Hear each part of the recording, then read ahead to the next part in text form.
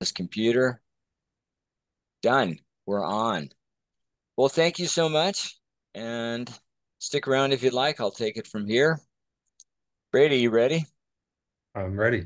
All right. Alan Myers here. I am. This is another episode of For the Republic.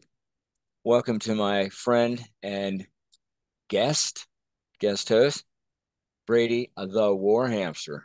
Brady, how you doing today? As good as could be expected, my friend. It is windy and cold out down here. You know, Yeah, you don't want to tell people how tough the weather is in San Diego because, well, you know, considering the reason I'm in San Diego is because our ground transportation getting back to New Hampshire today was canceled. yeah. So our flight got delayed by 3 days. But But when I think the weather followed me. uh it ain't that bad. When you call people around the country and they tell you it's in the 20s or 30s, which means their air temperature is colder than my refrigerator, they don't want to hear about it. They don't want to hear it's in the low 60s. So, anyway, we will begin with a little whackadoodle news. And then I know you've got some topics you want to share, correct? I do. I've got three things if we can get to them. All right. So, we'll spend a little time in the land of whackadoodle, pulling the first one up and get rid of that. Put this here. Okay. This is just going to be kind of funny dumb. Okay. And I didn't make this up. But the idea behind this, and it's not my word, it's the word of the article, is that it is apparently they've been studied, and rednecks have the lowest stress rate of anyone because of how they understand medical terminology. You want some idea? You want some little piece? Go for it. Artery. Artery is the study of painting. Labor pain, that's getting hurt at work. A medical staff, a doctor's cane. The word barium, that's what doctors do when patients die. Morbid, that's just a higher offer. Should I keep going? Keep going. Okay. Insult Uh, my ancestor and my kin all you want. yeah, mine too. All right. CAT scan, that's when you're searching for kitty. Outpatient is a person who has fainted. Uh, oh, I like this one. Comma, or no, coma. That's a punctuation mark. Recovery room, that's where you do upholstery. Uh, Secretion is if you're hiding something. Seizure is a Roman emperor. Fibula is a small lie. Tablet is a small table. And terminal illness is getting sick at the airport. What do you think? Outstanding stuff. Where'd you lift those from? I don't know. I just found it somewhere. Uh, I kind of want it.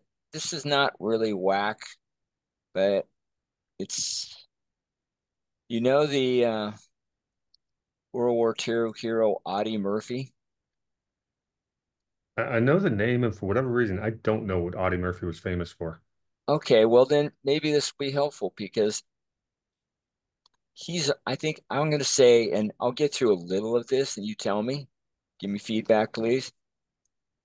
I think he deserves continual recognition.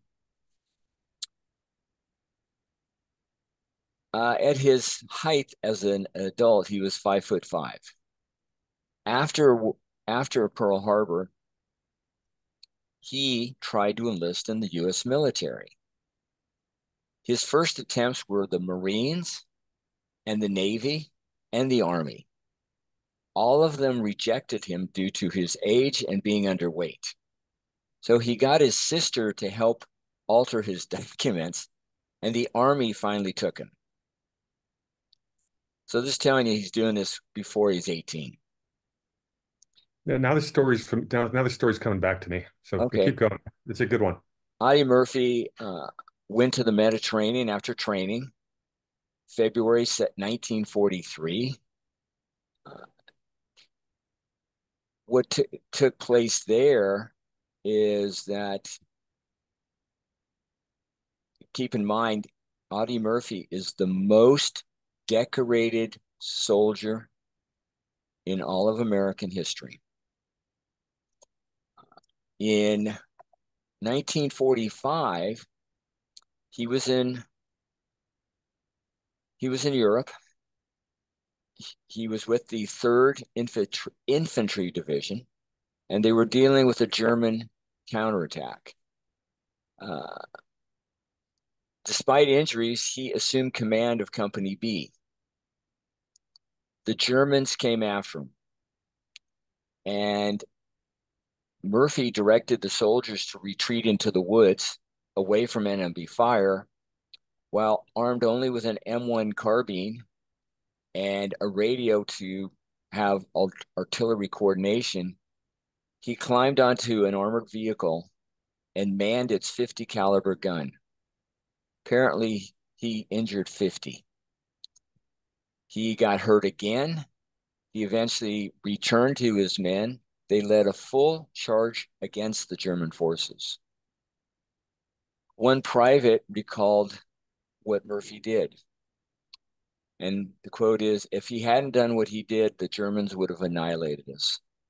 This is how he got his Medal of Honor. Beginning to ring a bell?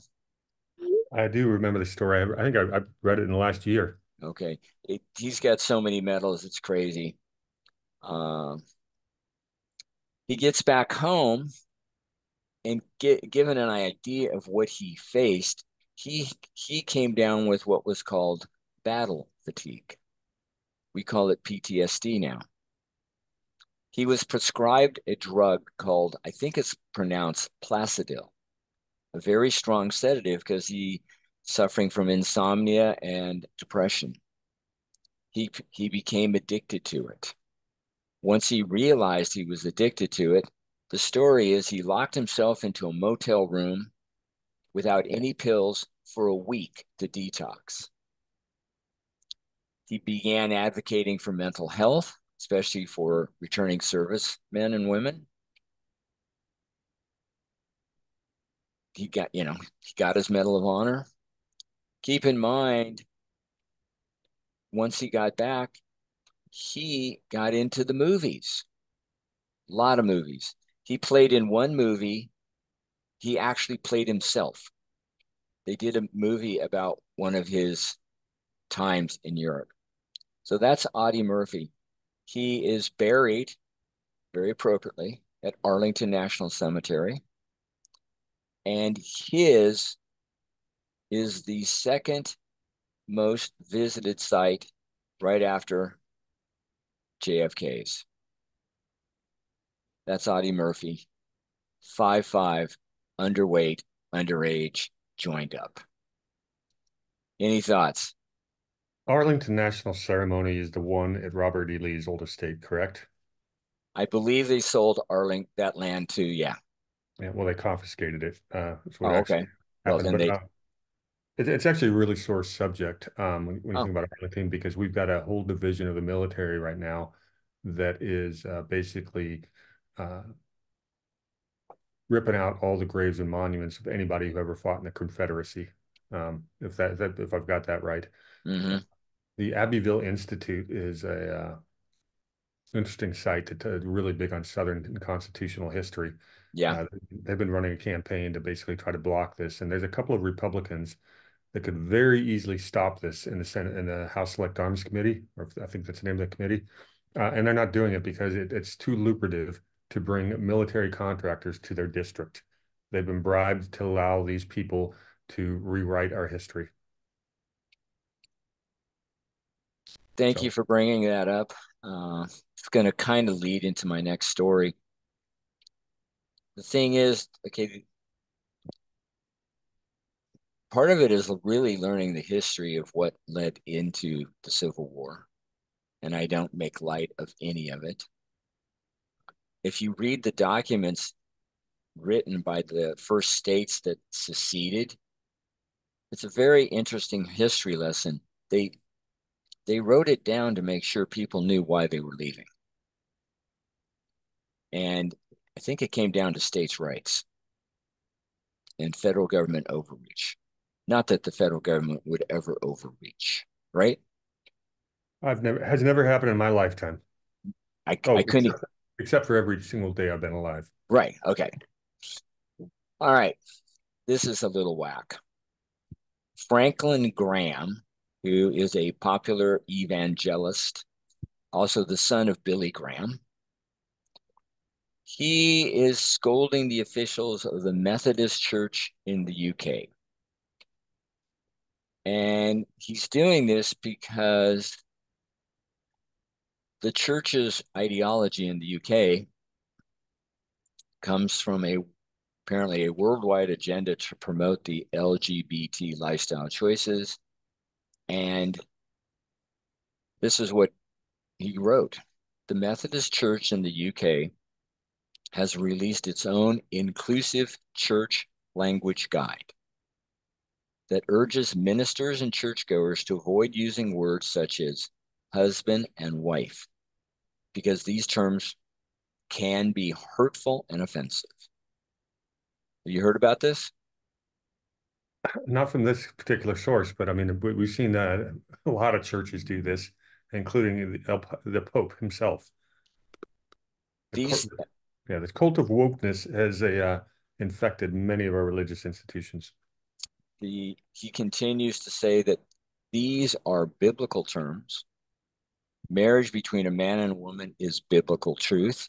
And the word wife is used in some 360 verses in 38 books of the Bible. One of his complaints is, in essence, they're trying to edit the word of the God by changing things at the whim of culture.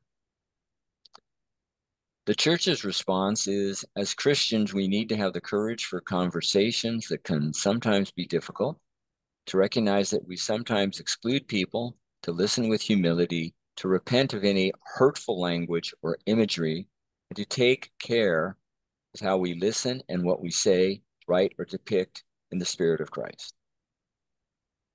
Uh, Terminology such as husband and wife may sound inoffensive, but it makes assumptions about a family or personal life that is not the reality for many people. Uh, this to me is, I mean, these terms and in different languages, still meaning the same thing, have been around forever. It's, I personally don't see the hurtfulness in it. It probably represents more people than it doesn't. Uh, so at the whim of the few, the many have to change the words they use. Your thoughts?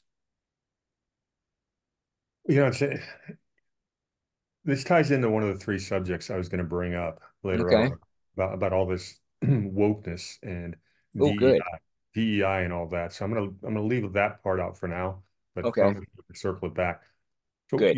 you were talking about the founding of this the creation of the Civil War, and we Yeah. jumped into and I don't know how we made the leap from that that to wokeness, but no, it's interesting you brought up the Civil War because one of the things that's in the news right now is, they're trying to exclude Donald Trump from many ballots in many states. Right. And you're hearing across the media, even from people like Victor Davis Hanson, who's supposed to be this great conservative historian, that he's talking about how, well, the South excluded Abraham Lincoln in 1860 from the ballot. Well, no, he didn't. That's historically inaccurate. What actually happened in the 1860 election? Well, back then elections were different. Each party would print their own ballot of a different color. And remember, there was no secret ballot back then. So you'd get up there on the stump and you'd hand in your ballot and everyone knew who you voted for. So the Republican Party just didn't even bother to print ballots at all in 10 of the southern states, who all eventually seceded. Nobody in the South ever created a rule or tried to keep them off the ballot in any way, shape, or form. It's a flat out lie, and we need to get that truth out there to knock that narrative out. But he The still won. Lincoln, Yeah. well, yeah, that's a longer story.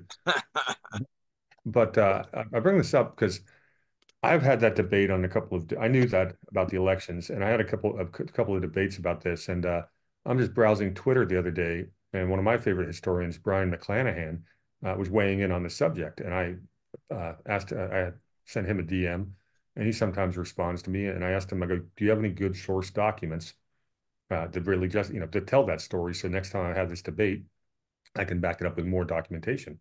And he gave me a recommendation for a book called The Election of 1860, a Mm, campaign fraught with consequences, written by Michael F. Holt, who is probably the preeminent 19th century historian. If I was going to read anybody, he would be the one. So I've ordered that book, and I'm going to have a lot more to say on the subject. So I'm going to read it the second I get home. great. Look forward to it. Let's discuss it on the air. How's that? Hmm. We'll do a book review. Sounds good. That's becoming a No, thing. no, no, no. Book report. Uh, I'll be grading. Fair enough. Okay. This is wacky and serious at the same time. This takes place in Pennsylvania. Sorry about the dog barking in the background. Pennsylvania state troopers executed a search warrant and went to the Miller's Organic Farm, which is owned by an Amish farmer, Amos Miller. It's an all natural farm, and they only sell to people who are in its private member association, PMA. And they got targeted for many reasons. For example, they do remember they're only selling to people who willingly, knowingly buy from them. It's part of a membership association. They're not selling to the general public. But they went after them because they do not pasteurize their raw milk. They do not inject their animals with vaccines or chemicals, and they don't use fertilizer to grow crops. How dare they? Hmm. How dare they? Uh, really, I mean, come on. Now, apparently, back in 2016, check this out 2016, raw milk from the Miller's Organic Farm was blamed for a listeria outbreak in 2014 that sickened one person in California and another in Florida. And the one person in Florida apparently later died from the illness. Two people in the whole country. Okay,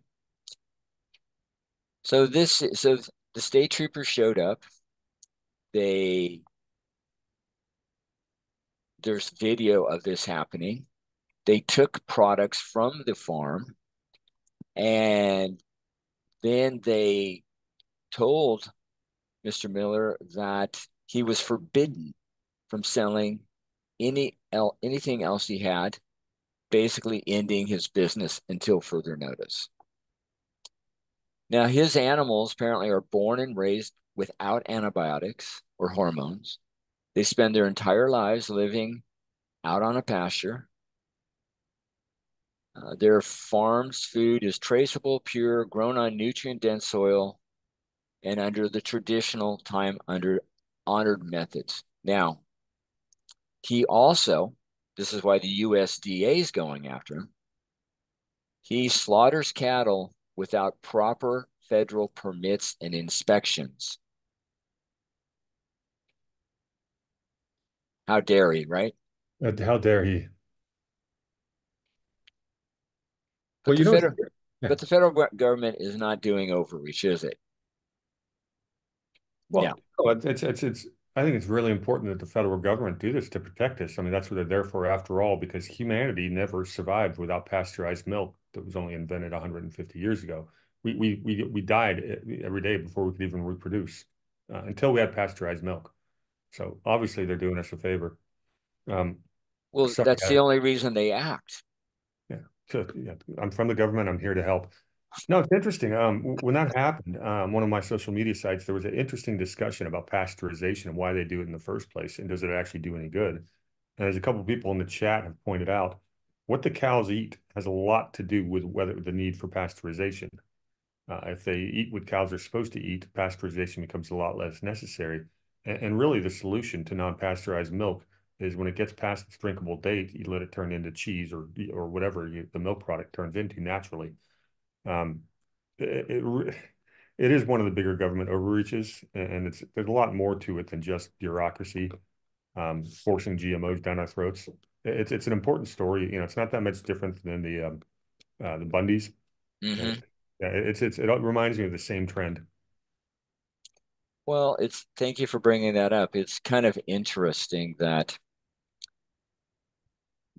certain things might be promoted for the animals to eat or drink or be injected with.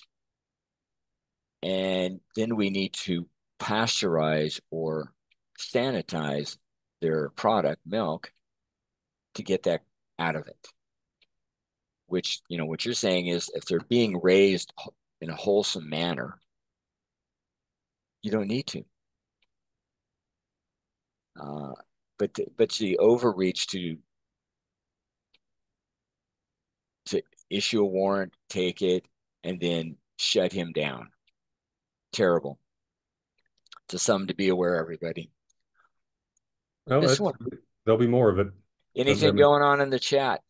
Just Yeah, a before. couple of interesting comments I was going to mention. Apparently, Robert Barnes of lawyer Twitter fame or YouTube is representing this gentleman, Oh, which is very interesting. good. Well, maybe there's some pretty interesting discussions about how good of a lawyer Robert Barnes actually is. He's a heck of a good explainer of legal concepts to those of us who don't have the legal training on YouTube. But Hmm. there's some actually there's a couple of the J6 lawyers, shipwrecked crew in particular, are having a bit of a spat about how good of a lawyer Barnes actually is. Uh, Okay. I'm I'm not qualified to weigh in on that, but it's a fun conversation to listen to lawyers going after each other. Yes, absolutely. This one is not so much whack, it's fun. And it's local in that it's in the US. It's in New York, an area, it's near Cairo, New York. I didn't know we had a Cairo. Who knew? Scientists have uncovered a fossil forest that is apparently 385 million years old, which means currently this is the oldest known forest in the world. And they found fossilized ancient tree roots. Had you heard about this? I have not. Okay, it's about an hour's drive from the Catskills Mountain. It's in an abandoned quarry.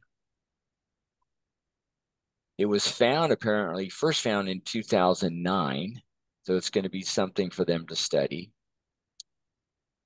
The I'm going to keep track of this one because I'm going to be interested to see some of the stuff that they may be able to pull is to get an idea of what were the CO2 levels, what was the oxygen level.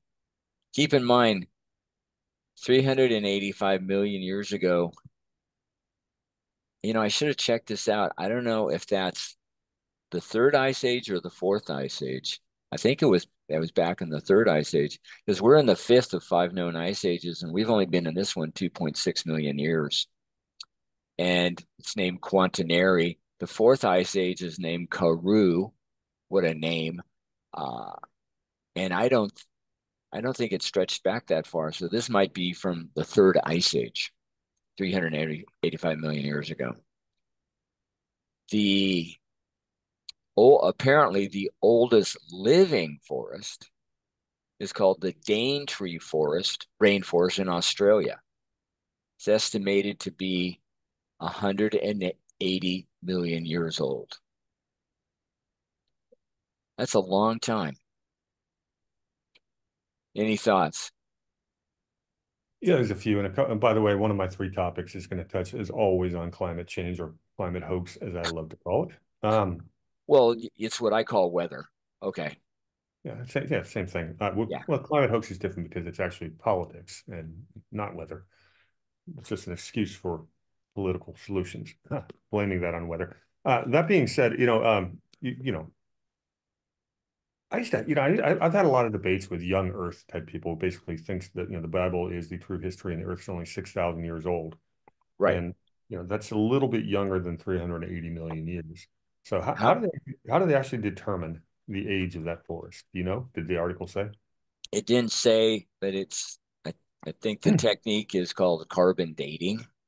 Yeah. Wasn't there some theories out there that after we dropped the atom bombs, it messed with the electromagnetism or something along those lines, made it so carbon dating would never be accurate again? Hadn't Uh, heard that. You have not heard that. Yeah, I need to look into that one. That being said, 380 million years, it makes you feel so insignificant when you actually look at it, if you understand the first thing about math. Um, I'm just wondering why it would be in North America, or why wouldn't it be? Of course, back then, wasn't the whole world supposedly a Pangea? You know, my understanding is in an ice age, and I don't know how they determine why one ice age ends and one begins, but in an ice age, you have two periods. You have the glacial and the interglacial. Taking us into the fifth ice age, Quaternary, according to what I've read, there have been 30 glacial interglacial cycles. The last glacial period was from 110,000 years ago to 12,500 years ago. These are all round numbers, rough.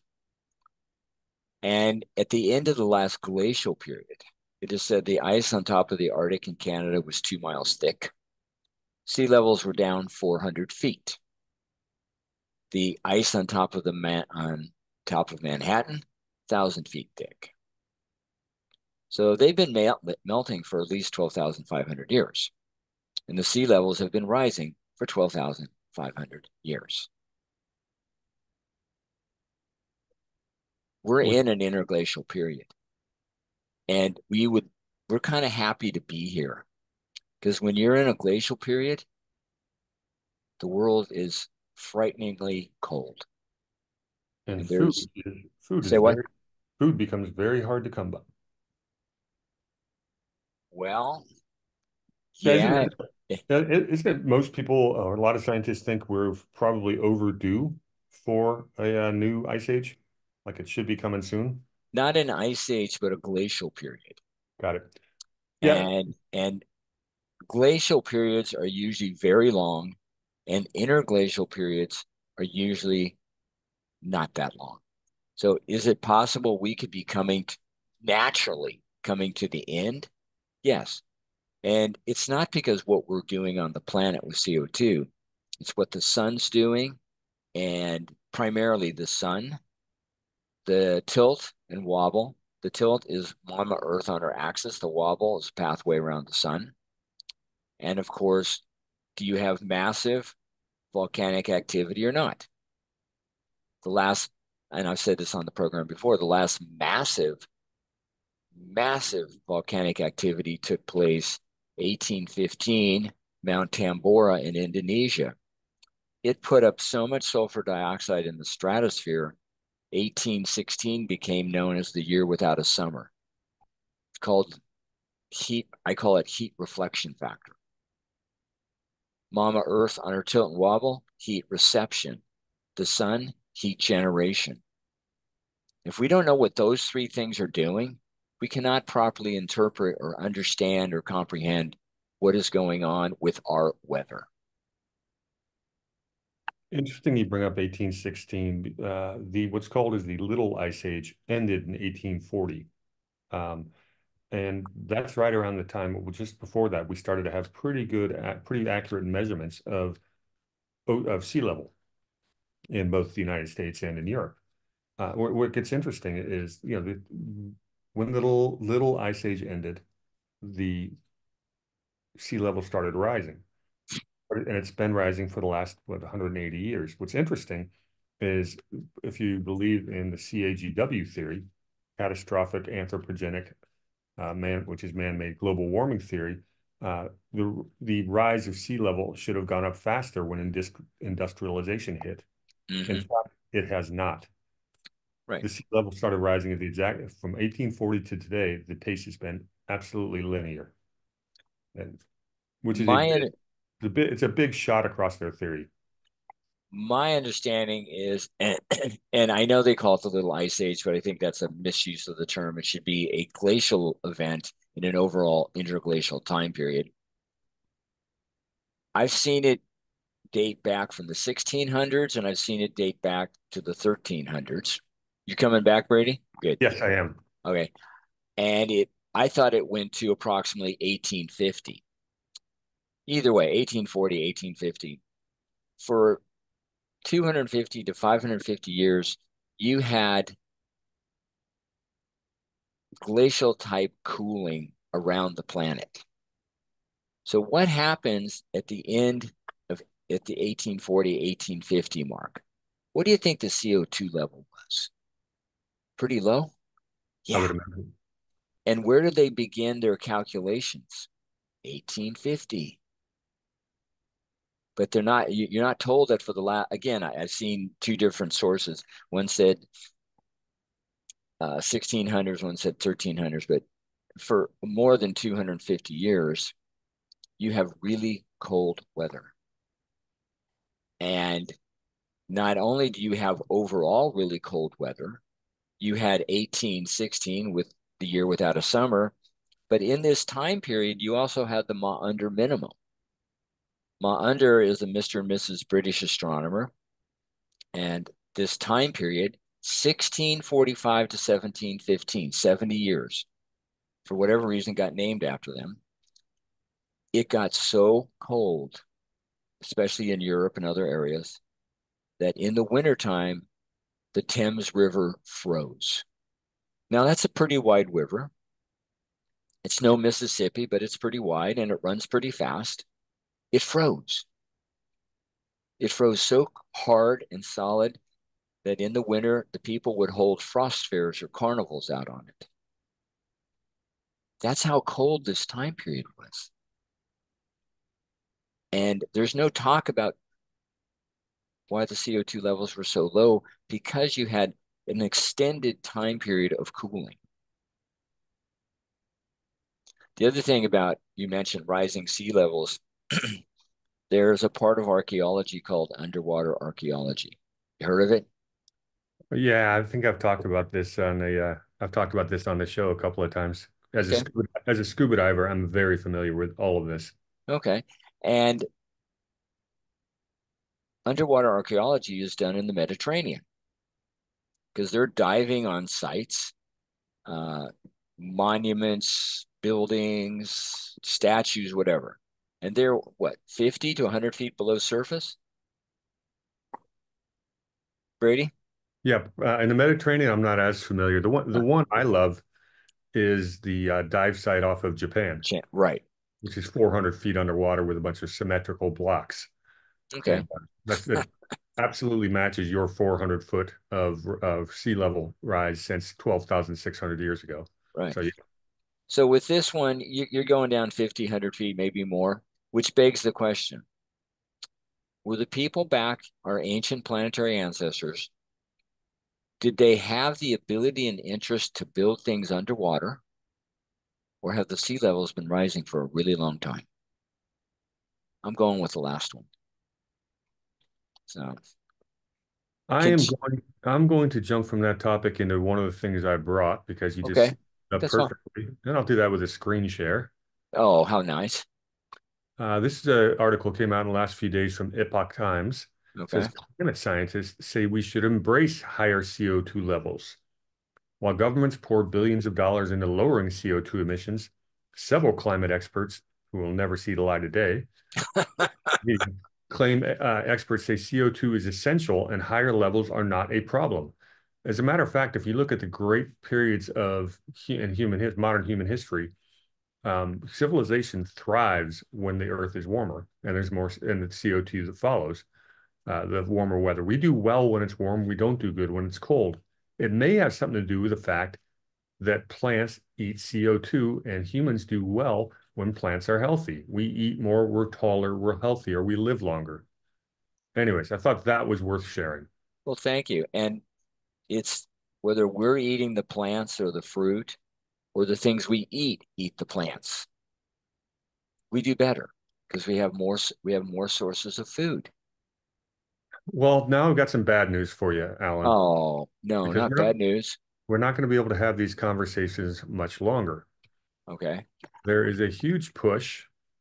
A speaker on BBC verifies correspondence 6 month sabbatical course, which is how they're teaching people to be climate alarmists, They are now calling for jailing climate contrarians.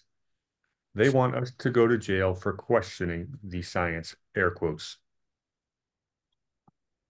And that is a big push going through the United Nations and a lot of the different NGOs and different climate programs. This particular climate journalism network is run by Oxford. So Mm. that's problematic. That's a very influential institution. But they think that if you have the gall to actually question the air quotes science, yeah, put you in jail. So, Alan, I call top bunk in the gulag. Well, I know this probably is silly, but I'm going to do it anyway. There's a law for disagreeing. Really? So let's say you're for one sports team and I'm for another, and they're going to play in the Super Bowl. And we know only one team's going to win. So everybody who is saying that my team is going to win and they don't win, are we going to jail because we differed with the your opinion?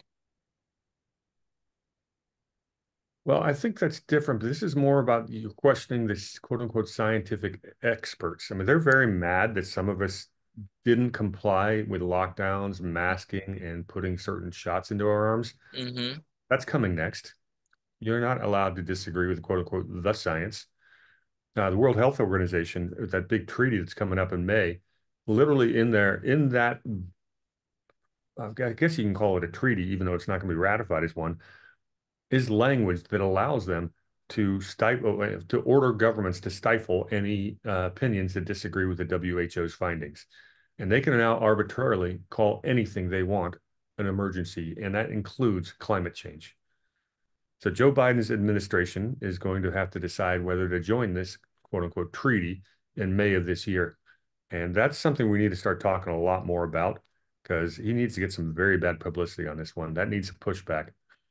Um, I don't think it could be ratified by the Senate. That's why I put air quotes on the word treaty.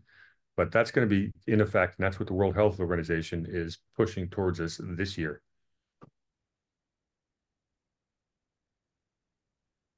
Are you familiar with that one? Oops, did we lose Alan? No, I'm here. Okay, I'm sorry. I didn't. I Yeah. heard the dead air. I didn't know. I was reading the chat. The No, I think that's going to be something we definitely want to talk about. I, Any before we continue, anything going on in chat? I'm just getting caught up. I was speaking a bit too much to read. We're discussing the age of the Earth because I was smart enough to bring up a very controversial topic like young Earth theory. Right. You know, it's I've heard some really good arguments in support of young Earth theory. I personally think the world is older, and have different. I don't have quite that literal interpretation of the Bible, but Hmm. I'm not gonna I'm not gonna fault the those who do subscribe to young Earth because I've heard it argued very well and logically, and that is a plausible explanation. I think some of the science disagrees with it, but I also have less faith in science than I once did. So I'm going to leave that one alone. All right. Uh, and so this is coming up for a vote in Congress in May. It's not a vote for Congress. I think Biden can unilaterally sign it, the WA treaty, WHO treaty, or whatever they're calling it. It's not a real treaty, so it doesn't have to go Senate ratification. That's my understanding at this point. Biden can just opt in or opt out, and obviously he's going to opt in the way things stand right now. Okay, help me understand where that power lies. I've got this thing called the Constitution, and I don't see it anywhere. So I can't help you understand it, but it doesn't mean they're not going to try to do it. That hasn't stopped them a whole lot these last 3 years. It hasn't stopped DC for much longer than that. Uh, it, well, that's just crazy. This is something definitely to talk about, Okay, well, and I'm glad you brought it up. yeah, I'll gather up all the details and we can study it up. I've got a bunch of bookmarks saved, and Cool. Uh, so that was is that the end of? That part of what you wanted to talk about? Yeah, that was all the climate stuff for this week. Okay. Uh, what's the next time and anything in chat to talk about before we move on? No, I think we're still on the age of the Earth right now. What are they saying? I'm Please. hearing arguments from both directions. Climate Oh, change is different to warming. We got that one in there. Warming's been happening since the beginning. Climate always changes. That's my opinion. That's it's that's it's it's called weather. so yeah. I may as well do this. My actual answer to this is my official position is as a species, we are in the infancy of our understanding of all the different forces that make up our climate and causes it to change. And to blame it on CO2 as the control knob is ridiculous. To change the entire nature of our economic and governmental systems based on a theory that basically dismisses any challenges to it is ridiculous on the surface. And that'll I'll come back to that with the big topic I want to talk about tonight. Okay. But it's all What tied in. what's the big topic? Well, there's Just give two. me the headline. Well, I gave a presentation on for Doug's class last week, and I want to just give you an overview of the topics I hit on because we haven't discussed these yet. Okay. But it's basically a little bit of a journey down how the multinational corporations have superseded the power of nation states altogether using international law, as if that's a thing, and how that has been, how they've done it. Um, it's pretty frightening, and how they're moving forward with it at breakneck speed, and nobody's doing a darn thing about it. So, Well, we will be. The last maybe the last thing on climate that I want to talk about. And again, I know I've said this on air before. Let's say, for example, and again, I'm not questioning the numbers. I'm accepting the numbers. CO2 is measured in our atmosphere at 420 parts per million. Okay? That's 0.04%. What I'm waiting to be told and help me understand is why an amount so de minimis is so powerful. Have you heard it why, Brady? I've heard you say this before, so I'll just go ahead. No, no, I know. I'm serious. I want to know why. I haven't. I would think water vapor would be, what percentage of the atmosphere is water vapor? Water vapor ranges from 0 to 4%, but it's only around for 12 days at the most. So it's not a key factor. What are the biggest parts of the atmosphere, Alan? Well, since you asked, Brady, and you might want to write these numbers down, 78% is nitrogen. These are round numbers. Oxygen is 21%. That takes 99, right? And argon is 0.93. So we're now at 99.93%, and we've got three gases. Everything else comprises 0.07%.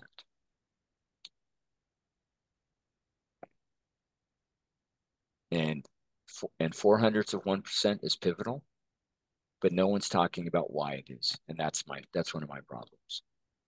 Well, yeah, the science is settled, Alan. Um, I was reliably told that by a famed scientist named Barack Hussein Obama. He told us it was settled, and we're not allowed to question anymore. They settled it.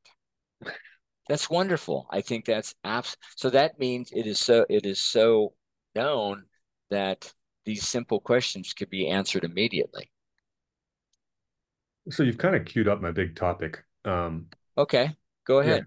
since we're right there. Well, there's three main areas I was going to talk about how multinational corporations are basically going outside of basically multinational corporations. They hate these pesky things like local laws and people that live in their own countries actually to have access to their own natural resources and stuff like that. You mean sovereign nations? Exactly. It's a big problem for the globalists.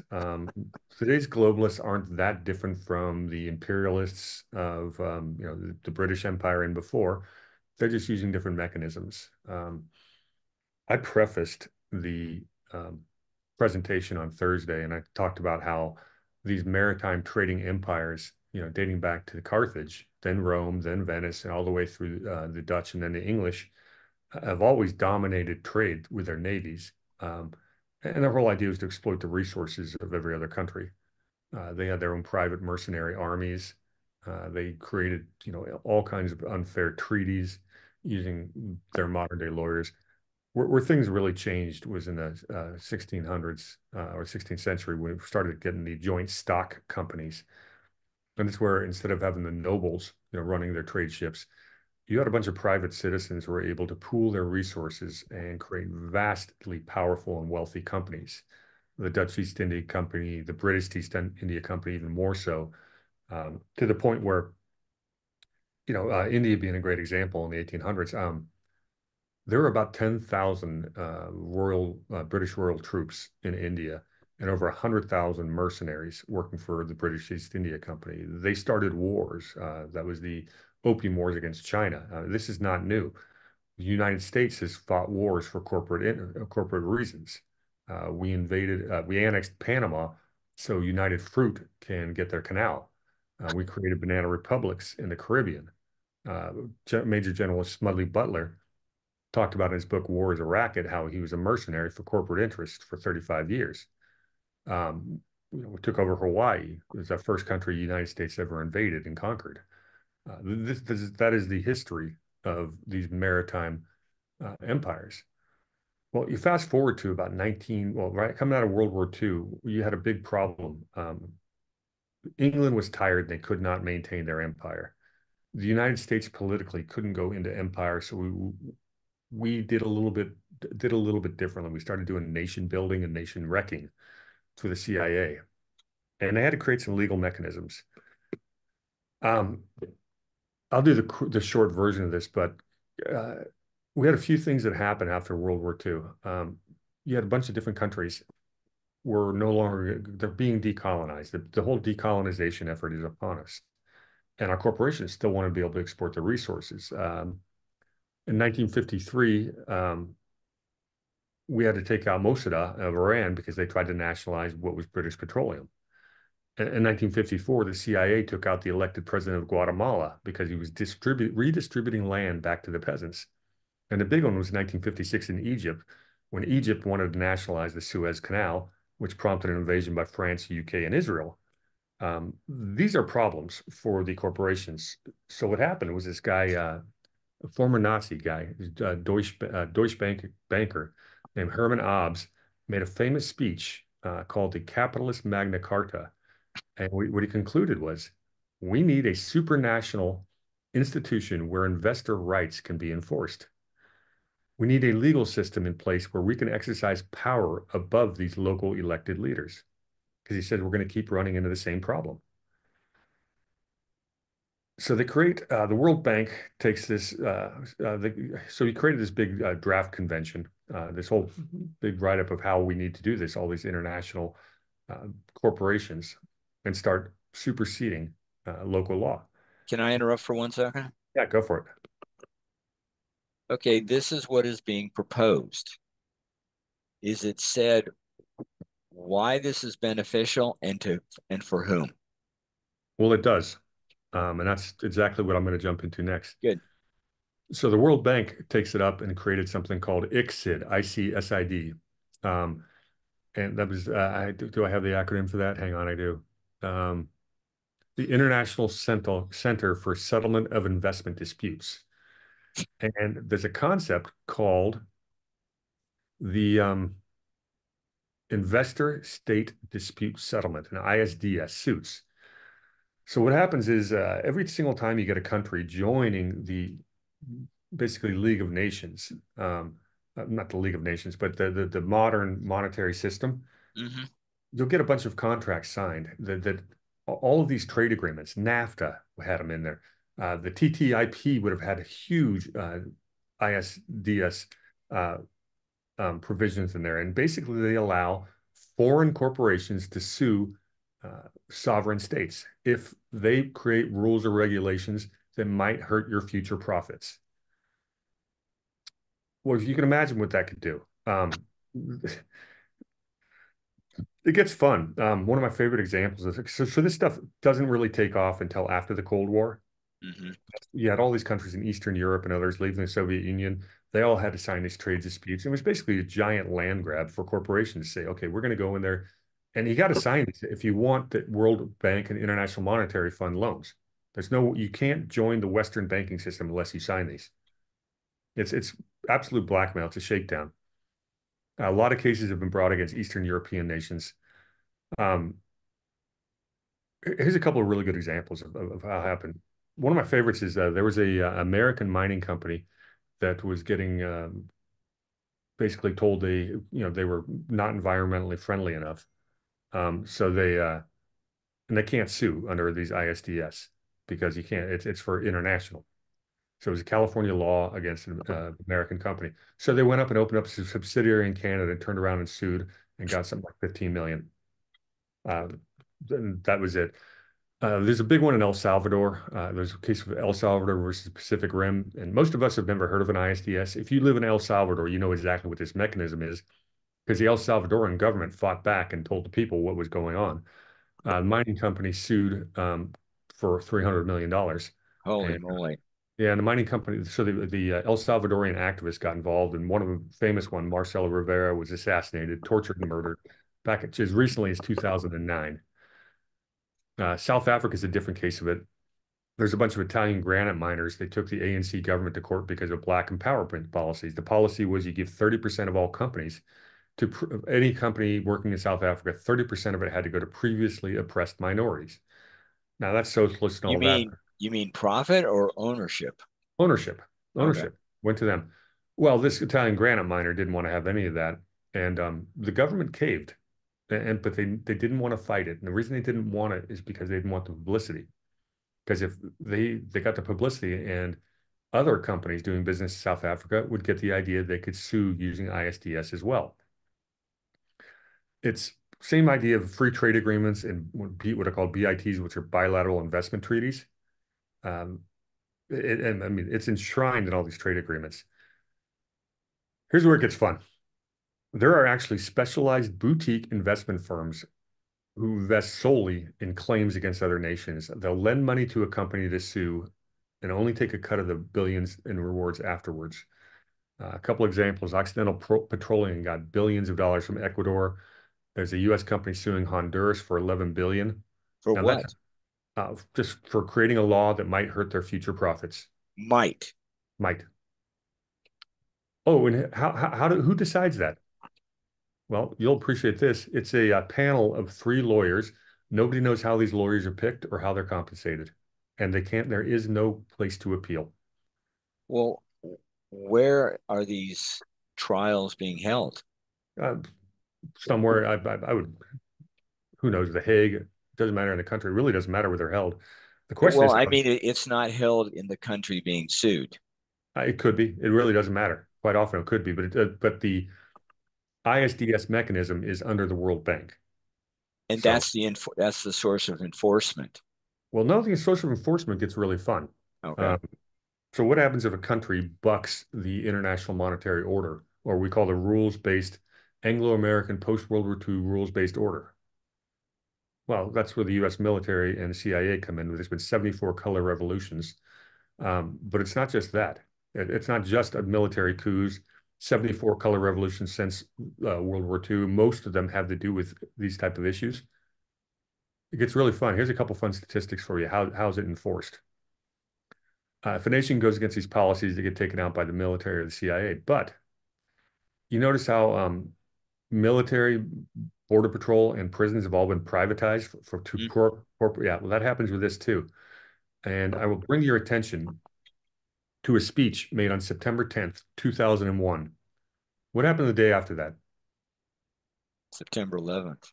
Yeah, that would be 9/11. Well, the day before that, Donald Rumsfeld gives a speech on how the Department of Defense needs to become privatized. By 2007 and 8, there were more private contractors working for the Department of Defense than enlisted personnel. In many countries, private security outnumbers police and they're better armed. And the reason it makes sense to privatize this enforcement these days, more and more recently, is you can't send a FOIA request. There's no Freedom of Information Act to private companies, so you can hide the atrocities. Frightening. Yeah, well, that's real. It's been going on for 30 years post Cold War. I got a couple more that I'll do Okay. quickly on the same subject. No worries. You're gonna love this one. Let me just scroll back to where I was. And there's a lot of information on that stuff. Just real quick, finish up the ISDS treaties from the U.S. Trade Representative, uh, which is a government position that negotiates these deals. Over the last 50 years, nearly 3,200 trade and investment agreements among 180 countries have included investment provisions, and the vast majority of these agreements have included some form of ISDS. It's a big deal. Because Switching, somehow the investors must be taken care of better than the liberty and freedom of the citizens in the country. yeah, essentially they're eliminating their investment risk. You know, when you go to read a prospectus, you have to state you have to list all the different types of risks, and one of them is political risk. If you're investing in foreign, they've taken political risk out of the picture. It is a put, and a very one that has some pretty serious implications. Um, Mm. yeah, but nobody knows about this, and nobody talks about it. Well, we're going to be talking about it. I've got some more information on it for later. Okay. On the same topic, have you ever heard of a natural asset company, Yes, I have. the NACs? And that's not a medicine. Yes. Okay, well, good. You're going to have talking about nature's economy. This was launched a long time ago, September of 2021. The New York Stock Exchange announces it developed a new asset class and an accompanying listing vehicle meant, this is quotes from their prospectus, to preserve and restore the natural assets that ultimately underpin the ability for there to be life on Earth. Basically, they're trying to create profits under the guise of promoting quote unquote sustainability. What they're securitizing and marketizing everything from water, food, air. Land. Yeah, you name it. That this is what they're trying to do, and this is happening as we speak. And to tell you just how big this is, as of 2021, the whole global securities market, how much do you think it was worth, Alan? I wouldn't have any guess. About 512 trillion. Okay. If we open up these NSC type investments, you're looking at a $4 quadrillion market. They're built. They are building a bigger casino. So who put this thing together? That had this great idea. You can probably guess.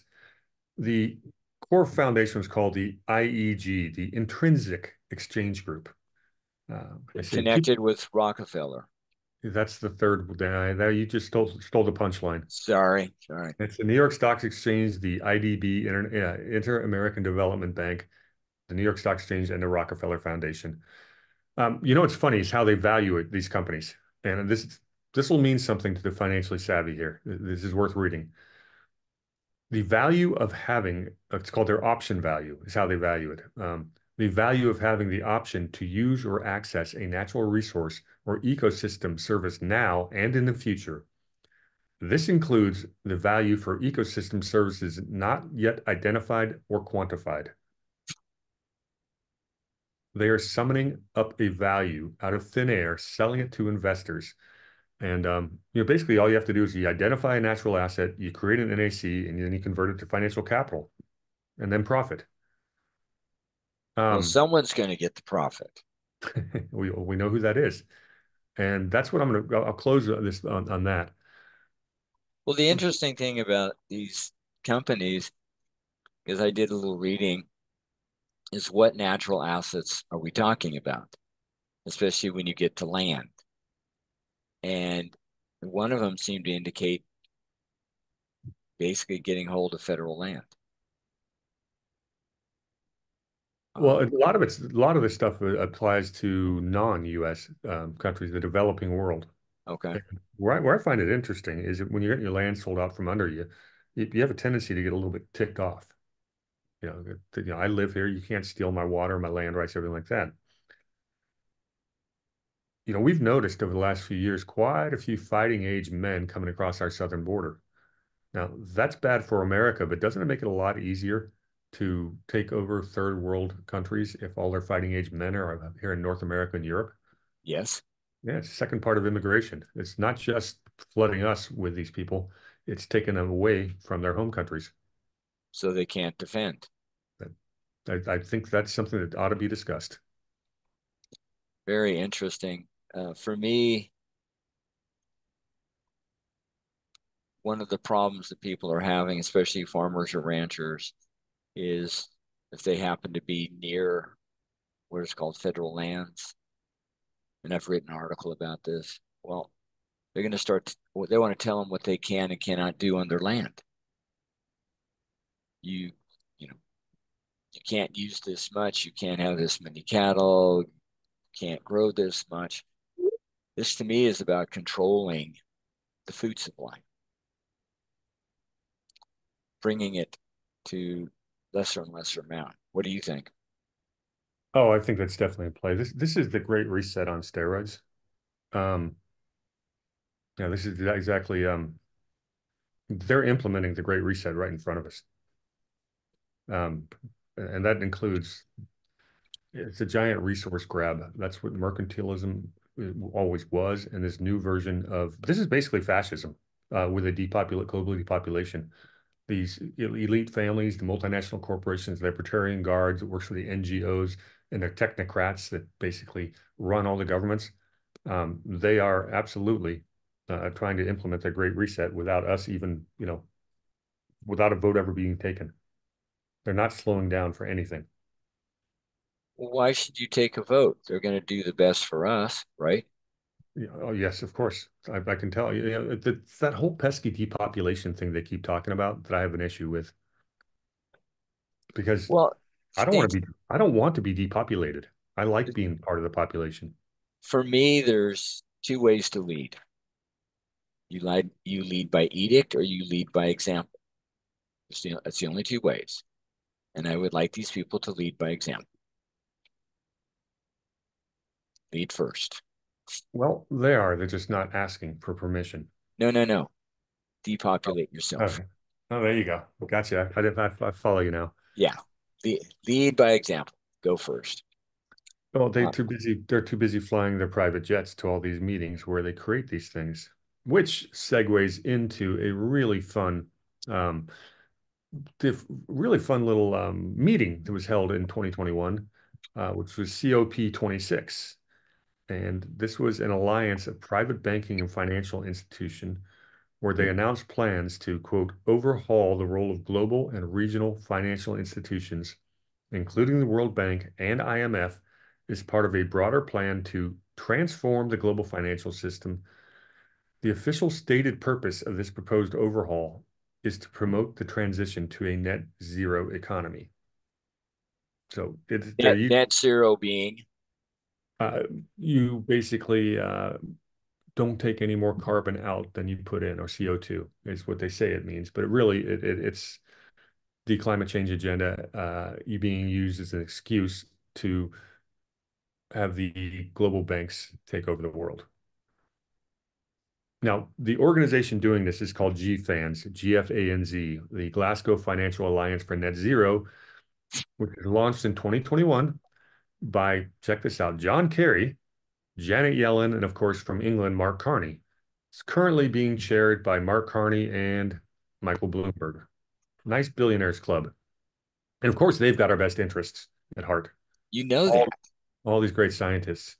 They talk about reimagining international financial institutions. Uh, it's really worth the time to go to GFANZ's website and read their progress report. It talks about everything they're doing. And basically, at the end of the day, they're trying to erode national sovereignty among developing countries by forcing them to establish business environments deemed quote unquote friendly to the interest of the alliance members, all under the guise of promoting sustainability. All these buzzwords. Um, Spell that again. GF. GFANZ. Okay. Now, here's another good acronym for you. Yeah. The, the NZBA, which is one of the subsectors. That is the Net Zero Banking Alliance, which currently controls about 43% of the entire banking assets in the world. That's who's behind that. Wow. The top players in GFANZ at the meeting were the CEOs of the following: BlackRock, Citibank, my former employer, Bank of America, Banco Santander, HSBC, the money laundering bank, and the David Rockefeller Fund, of course. They talk about stakeholder capitalism. And yeah, basically, final quote on this one. They're basically marketing corporatism, which is almost the exact definition of fascism by none other than Benito Mussolini. And he Uh, knew something about fascism. just a bit.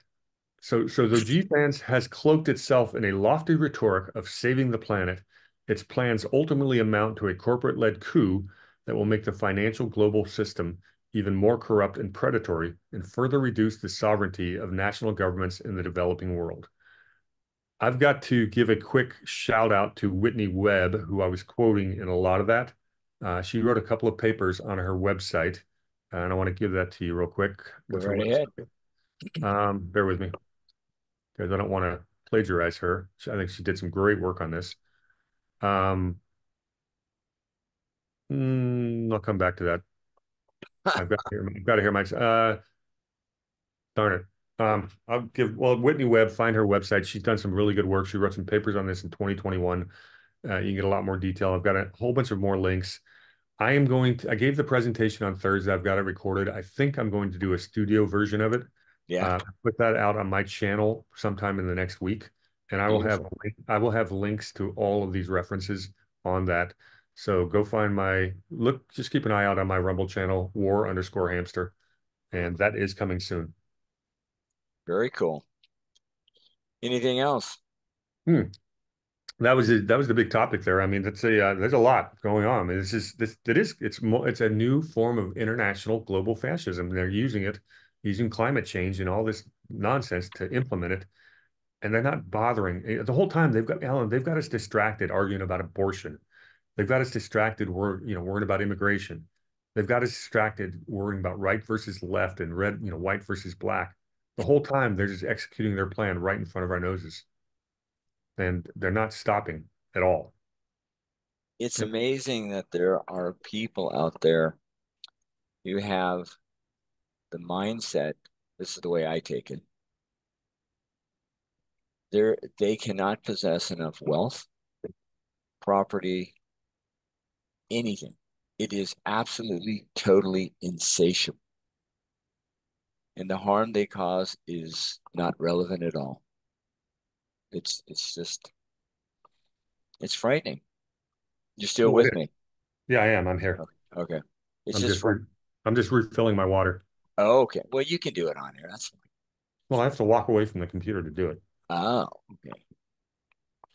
So it's frightening that people have such a overwhelming, uncontrollable, unsatiable demand for resources and power, and have not one care, not one blink regarding the consequences they bring. It's just absolutely frightening. Well, they say about what is it, 2.5% of all the people are psychopaths. They don't have the ability to feel empathy. And the people with that kind of character trait, they seem to find themselves in a certain positions of power. And a lot of it's passed down through the generations with some of these families. When you got more money than God, what do you think about? You think about power. When you got more money than you could ever spend. And, they've got their teams of lawyers they're creating all these different structures that allow them to get away with it. But that is the this is the rules-based order. We think America has been the good guy, from the 20th century on. Our foreign policy has been awful. Our legal system's worse.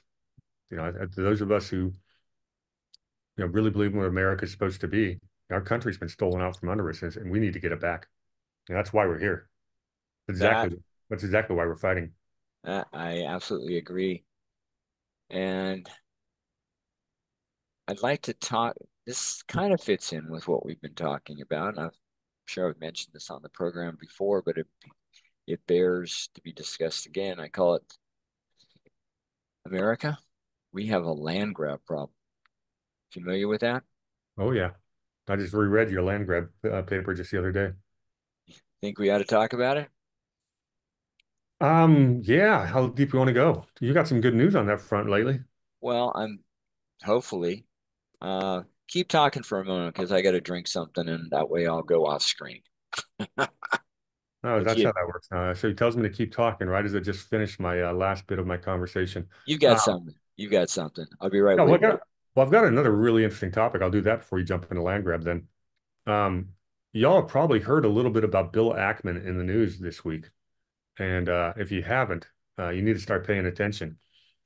Bill Ackman is a Jewish founder of a huge hedge fund named Pershing Square Capital, worth billions, and has a lot of power and experience in leveraging money in boardrooms, both for good or bad. Quite often, when hedge funds get involved with a company, a lot of people lose their jobs. Ackman has no problem being predatory. He got really involved in the Harvard firing of President Gay, the woman who showed up in Congress and uh, couldn't figure out a good reason why talking about genocide wasn't a good idea. Well, long story short, he's a Harvard alumni, used to be a big donor, and he used his leverage and influence as one of the people rounding up troops to get Gay fired from being a president. Now, she kept her job as a professor, even though she's been caught plagiarizing over 50 times. Well, it turns out that Ackman's going on the warpath because some leftist group went after his wife and said she plagiarized something in her doctorate in 2011. So Mr. Ackman is going on the warpath, and he's basically going to be using artificial intelligence to go after the CVs of professors at MIT and many other Ivy League schools. And it looks like this is a movement that's going to catch momentum throughout the entire sense of academia across the country. We're going to see them going after not just plagiarism, but DEI. And that's what I wanted to read from Ackman. Okay. He says, I ultimately concluded that anti-Semitism was not the core of the problem. It was simply a troubling warning sign. It was the canary in the coal mine, despite how destructive it was in impacting student life and learning on campus. I came to learn that the root cause of anti-Semitism at Harvard was an ideology that had been promulgated on campus, an oppressor-oppressed framework that provided the intellectual bulwark behind the protests, helping to generate anti-Israel, anti-Jewish hate speech and harassment. The more I did, then I did more research. The more I learned, the more concerned I became. And the more ignorant I realized I had been about DEI, diversity, equity, inclusion, a powerful movement that has not only pervaded Harvard, but the educational system at large. I came to understand that diversity, equity, and inclusion was not what I had naively thought these words meant. He goes on to talk about a lot more George Floyd's death, McCarthyism, Red Scares, techniques they're using. It's really very similar to what the Soviets did in terms of not ethnic cleansing, but ideological cleansing. So, but Ackman's not alone. He's got a lot of powerful friends, and they are going to scour the universities. And I think you're going to see this DEI come under attack like you wouldn't believe. And this comes on the heels of a report in the Wall Street Journal last month that talked about 45% of all corporate job cuts in 2023 were in the DEI departments. So it looks like the tide may be turning on that fight. And I'm going to be watching it really closely. Thank you for that. Very interesting. The I thought we were just about education. And if you're about education, then you're just about education. Facts. Share the facts as opposed to spinning them for some purpose, which is what you'd have to do to do DEI. Because you can only say certain things and you can't say other things because somebody might get offended. And if you get offended, well, then the other person has to stop because you're now being offensive. What gets me about this is that I say something like husband and wife, and somebody else gets offended, right? So I have to stop, correct, Brady? You don't have to. Well, but I mean that's the expected response. Well, can I just go on to say that the other person's getting offended offends me, so they have to stop, which means we have no conversation at all?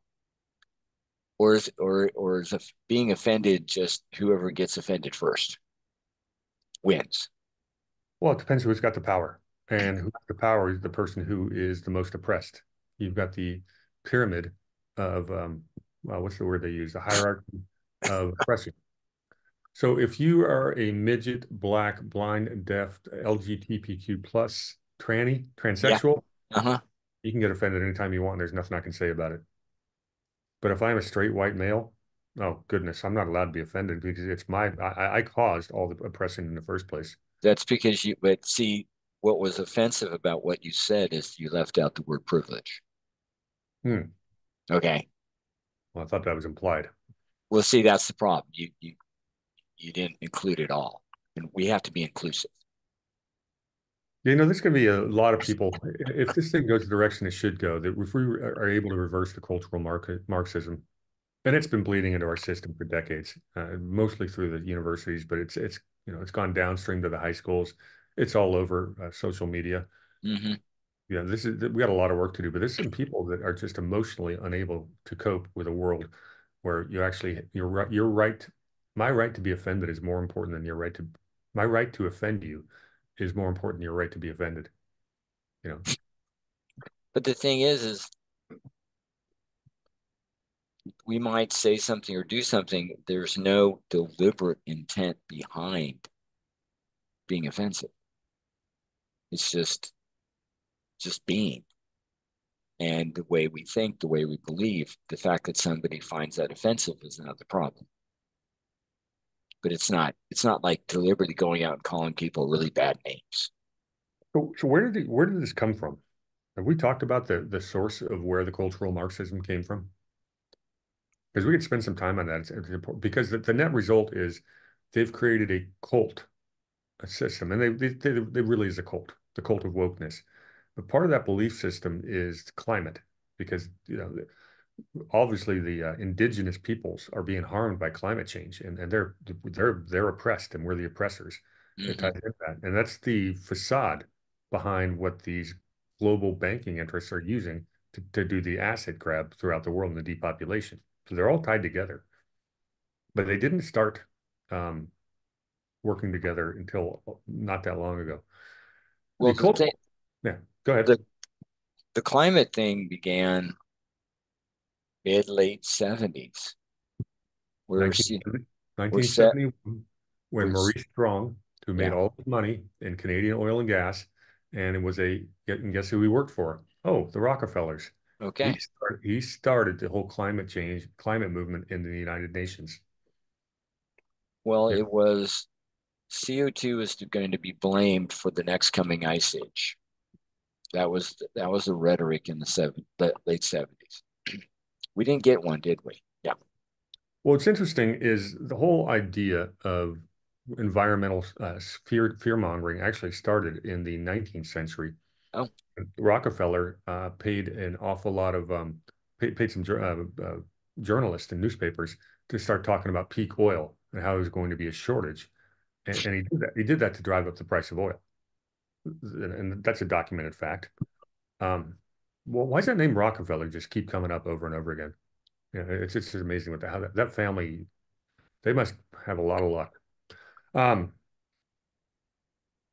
in 1934, there was 9 professors that came from University of Frankfurt because they were communists.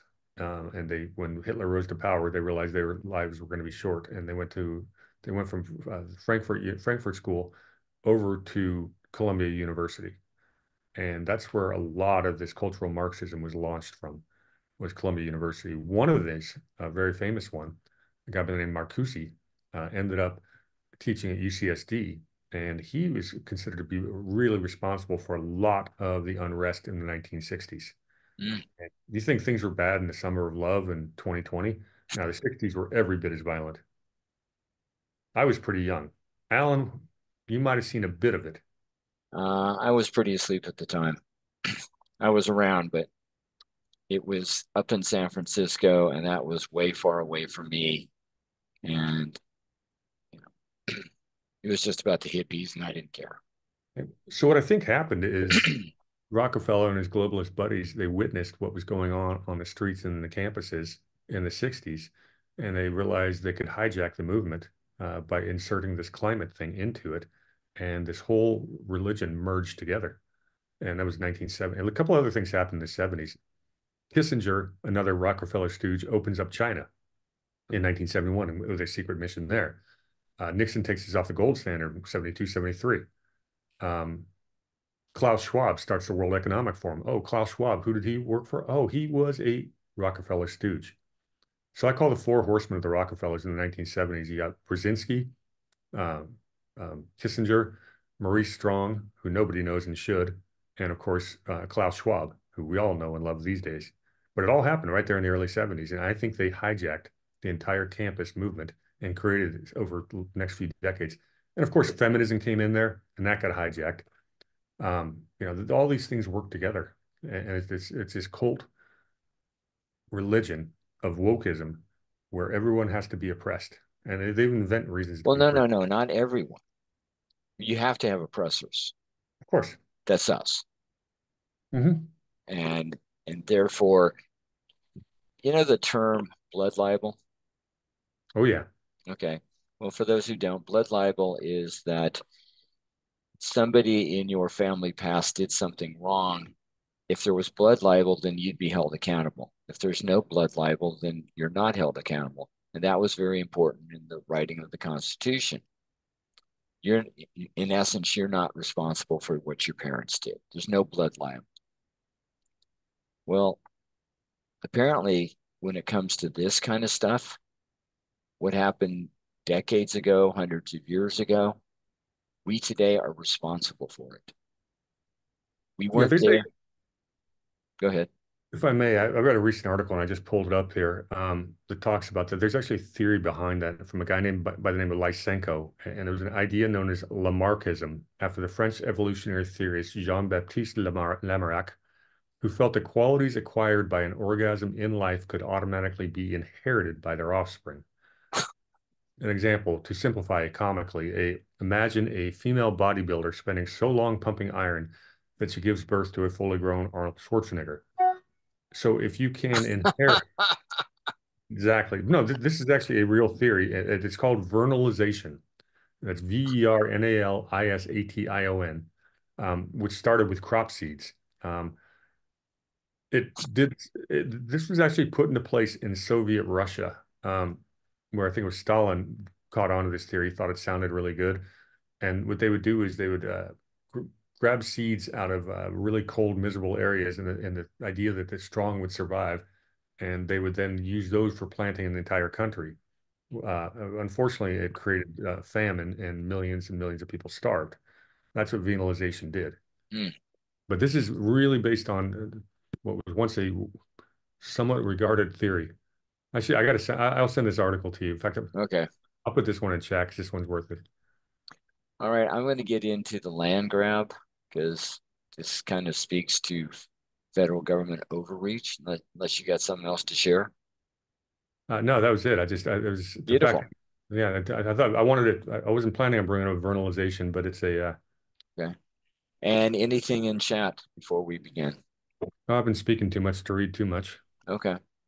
We'll talk about reparations, which is ridiculous. How do you prove I was a slave owner, and how do you prove you were a slave? Well, the thing is with reparations, you want to give money to somebody who was never a slave directly, and you want to take the money from somebody who was never a slaveholder. And what about all the people who are here today in this country, but their relatives that came here first in the U.S. didn't come here until the 1900s, had absolutely nothing to do with it. So how is that fair? It's not. Hey, And since we know the states that had slavery and we know the states who didn't. So why would you demand reparations out of people who live in states that never had slavery, like California, because we have white privilege. There's a interesting quote, a comment in chat a little bit ago from Bill West. It always comes up some good stuff. He says the Rockefeller grandchildren do a lot with the tax-free zones. Yeah, duty-free zones and tax-free zones are a way for companies to escape import and other regulatory areas. That's absolutely correct, Bill. I've got a bunch of information on that, and if Alan wants to, I can do about 5 or 10 minutes on that next week because Okay, well, that's a that's really fine. important point, and it ties into exactly what I was talking about. So good comment, Bill. Now, the original Rockefeller was John D., right? Yeah, John David. His father, do you know who he was? Yeah. Well, he was Mr. Rockefeller. Now, beyond that, he was a what do they call those guys that were going from town to town peddling snake oil? He, Yeah. well, Yeah. but no, he was basically an opium dealer. He was an opium importer and opium dealer, and he would sell that as a salve for everything like that. That's how they got their start. And Okay. it's funny that the opium comes into this because the British East India Company were huge opium traders. The founders of Skull and Bones made one of the two families made their money in the opium trade. The CIA basically got its original financing with opium. There's a pattern here when it comes to opium, and it should not be lost on us. Anyway, a long time ago, I read a quote allegedly from John D., and this is in the 1800s, 1860s, 1870s, whatever. And the quote is, think about the time, think about the business environment. He said, consolidation is the way of the future. They've been after consolidation from the beginning. The consolidation of power, the consolidation of resources, the consolidation of fortune. He This isn't happening by accident. he also said competition is a sin. Well, if you're competing against him, Yeah, well, that's and that really brings up one of the topics we touch on quite a bit is what we're going up against is a global cartel system. And if you look at the definition of a cartel, it exists for two reasons. A is to maximize profits, but B, more importantly, eliminate competition. mm-hmm. And they do that through government regulation. And we talk about this all the time. What did Hamilton want? What did Lincoln accomplish? They want, and this is what the mercantilists wanted. The companies closest to the government would put their politicians in place to give you protective tariffs, internal improvements, and regulation. And regulation is not regulating me, they're regulating my competition because I write the rules and I've got the lawyers. And that's why the lobbyist firms in DC write 99% of our laws for their corporate masters. And that's what regulation is all about, is keep competition from coming in. It's a bad thing, very bad thing. Anyway, I'm gonna I'll read most of this. You can find it. It's an article in the Flame newspaper. You can find it at theflameusa.com. And I call it "We Have a Land Grab Problem." And I'll read a little bit, and then Brady, please weigh in. Okay. All right. Will do. Thank you. Some basic U.S. history. The Constitution was signed on September 17th, 1787. 39 of the original 55 delegates to the convention signed. Some delegates would not sign without a Bill of Rights. On December 7th, 1787, Delaware was the first state to ratify the Constitution. June 22nd, 1788, New Hampshire became the ninth state to ratify, which meant the minimum number needed. Made the Constitution operational, which became operational on March 9, 1789. And by that date, only North Carolina and Rhode Island had yet to ratify. And Rhode Island finally ratified on May 29th, 1790. This is just to give you a little history on the background of the Constitution. The first 10 amendments, which became known as the Bill of Rights, were finally ratified in December 1791. Now, keep in mind, each amendment is actually referred to as an amending article. Now, I really like the amendments only because though they are repetitive of what's in the Constitution, they really hammer home very specific points. And what I really like, or one of the amendments I really like, is actually the 10th Amendment. And it says the powers, think about this, the powers not delegated to the United States by the Constitution. This is very powerful for me. The Constitution is a document written by representatives of the state. One of the things that came out of this Constitution was the federal government. It was a creation of the states. The federal government didn't create the states.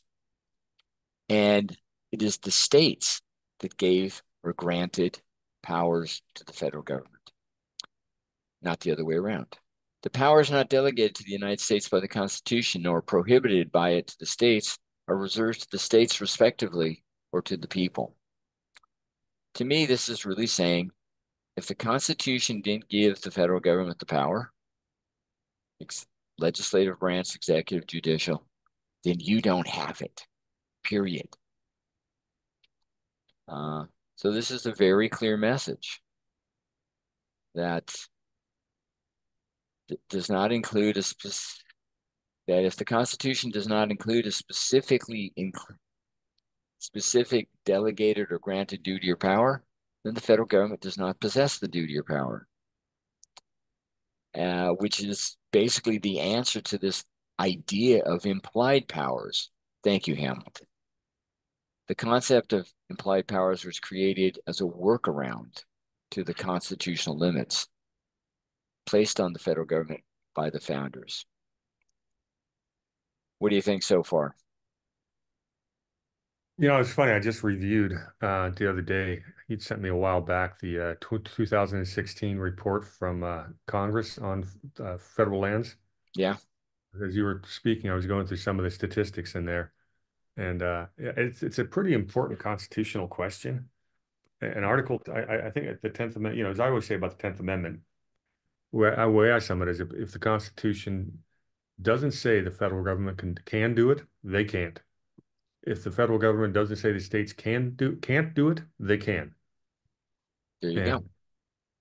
And the obviously the question, which I'm sure you're going to get into, is when the federal government purchased the land outside the 13 colonies, where does that fall?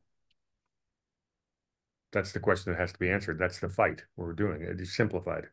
Where do I have that right? All right. The purpose of the writing is that Article 1, Section 8 of the Constitution is the entire listing of the enumerated powers delegated or granted to the federal government by the state governments. The source of the giving, as I said before, is the states, and the recipient of the delegated or granted powers is the federal government. In essence, the states are the parents, and the federal government's the child. The child is to do only what it has been told it can do and nothing more. So now we get to Article 1, Section 8, Clause 17 of the Constitution. And it says this. And what comes before it is the Congress shall have the power.